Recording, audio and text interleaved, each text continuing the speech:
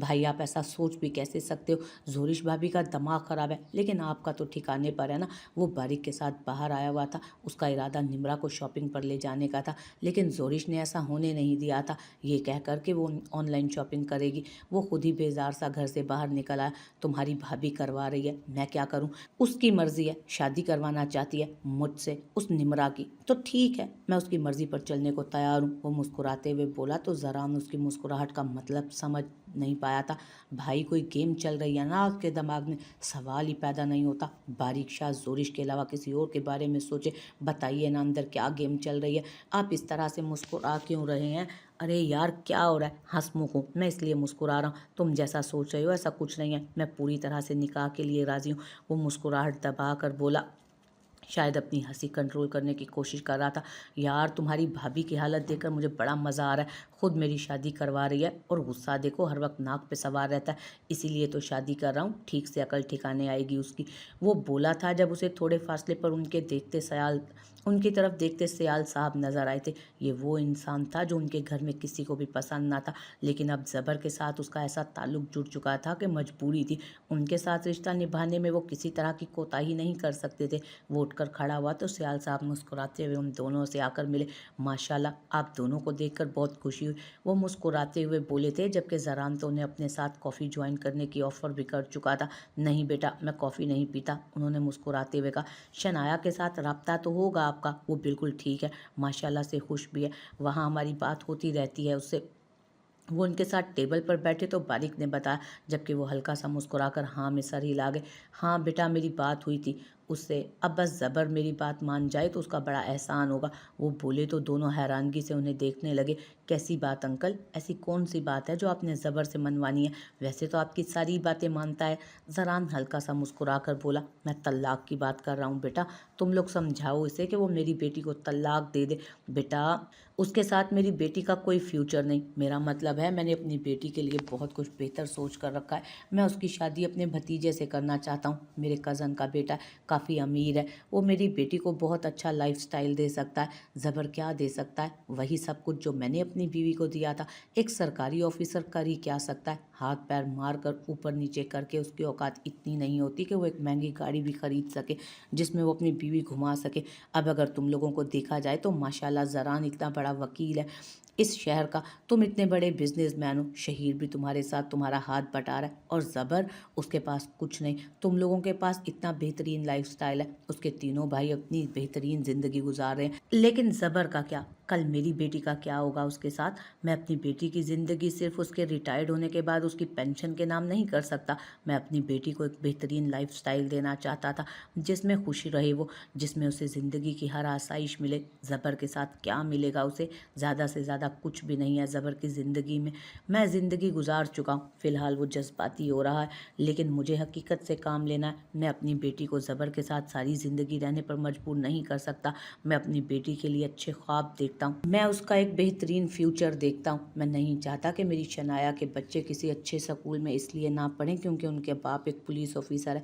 मैं चाहता हूँ मेरी बेटी महंगी गाड़ियों में घूमे, ब्रांडेड कपड़े पहने। मैंने खुद एक बहुत मामूली ज़िंदगी गुजारी है, लेकिन अपनी बेटी को हमेशा मैंने महंगे से महंगी चीज़ दिलाई है, उसकी हर ख्वाहिश पूरी की है, उसके लिए बेहतरीन से बेहतरीन करने की कोशिश की है। और यहाँ आकर मैं मार खा गया सिर्फ इसलिए क्योंकि मेरी बेटी की जान जा रही थी। मैंने उसे ज़बर के नाम कर दिया और अब ज़बर मेरी बेटी का मालिक बन गया। बेटा तुम लोग समझाओ उसे, बताओ कि मेरी बेटी की ज़िंदगी ऐसी नहीं होनी चाहिए। ज़बर अपनी पसंद से जिससे शादी करना चाहता है कर ले, लेकिन मुझे मेरी बेटी को एक अच्छी ज़िंदगी देने दे।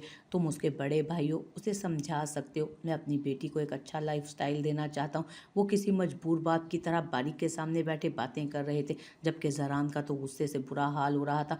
वो इंसान खुद इस फील्ड में था, खुद उसने सारी ज़िंदगी यही कुछ कमाया था और यही खाया था, लेकिन अपनी बेटी के लिए वो एक अमीर इंसान ढूंढता था जो उसकी बेटी को शानदार तरीन ज़िंदगी दे सके, जिसमें कोई दुख ना हो, कोई तकलीफ़ ना हो, उसकी बेटी को किसी तरह की कोई परेशानी ना हो, उसे किसी चीज़ के लिए तरसना ना पड़े। अगर एक बाप के पॉइंट ऑफ व्यू से देखा जाए तो ये ठीक था।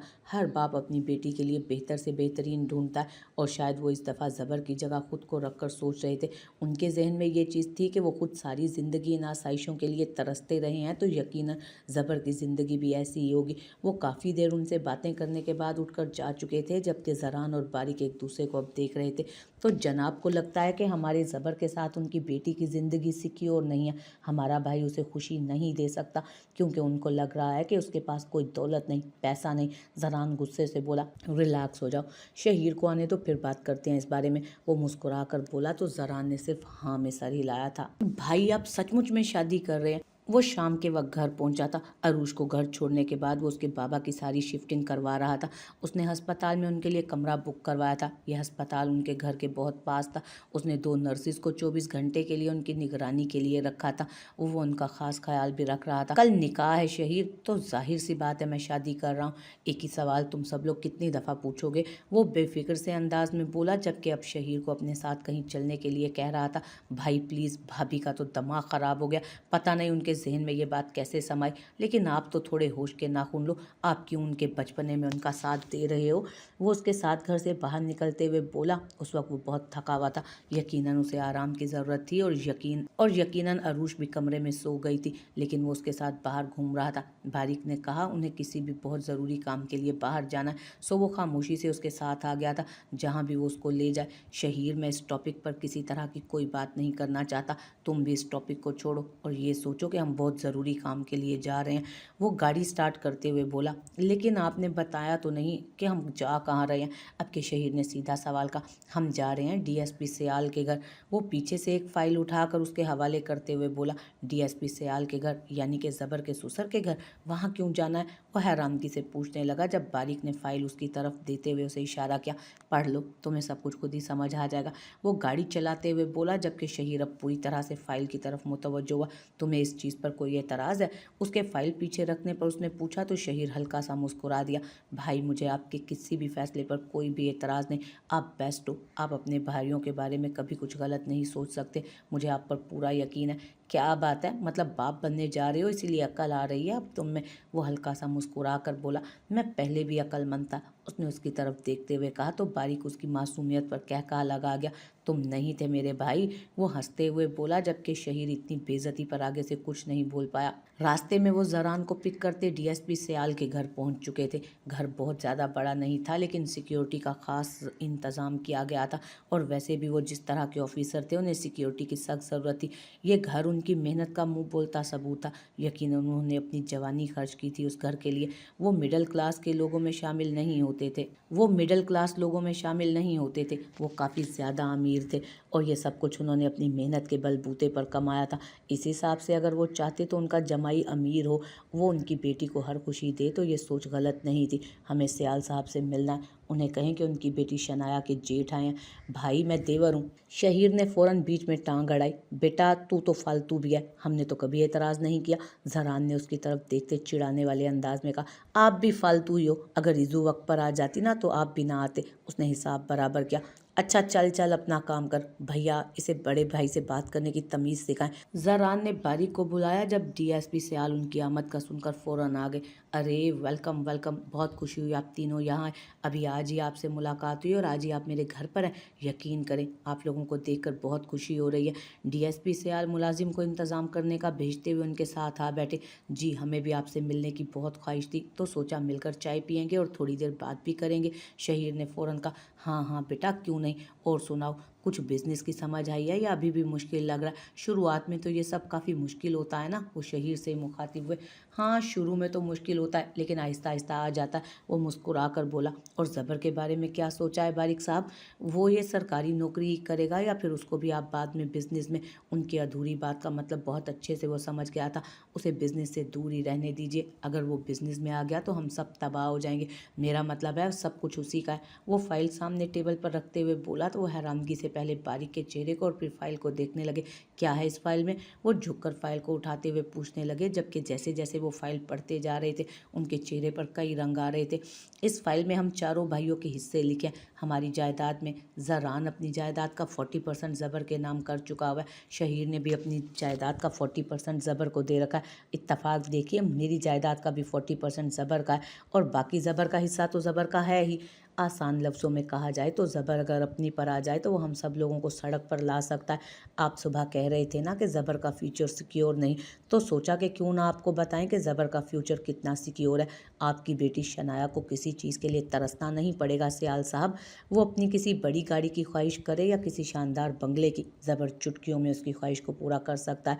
वो उनकी आंखों के सामने चुटकी बजाते हुए बोला, जबकि सियाल साहब से तो कुछ बोला ही नहीं गया। आपने कहा कि ज़रान वकील है, मैं और शहीर बिजनेस में अपना नाम बता चुके हैं, ज़बर के पास क्या है? वो आपकी बेटी को एक अच्छा फ्यूचर किस तरह से देगा, तो आप ठीक से इस फाइल को पढ़ लीजिए। वहाँ पर बहुत वाज़े अल्फाज में लिखा हुआ है कि वो कितनी प्रॉपर्टी का मालिक है।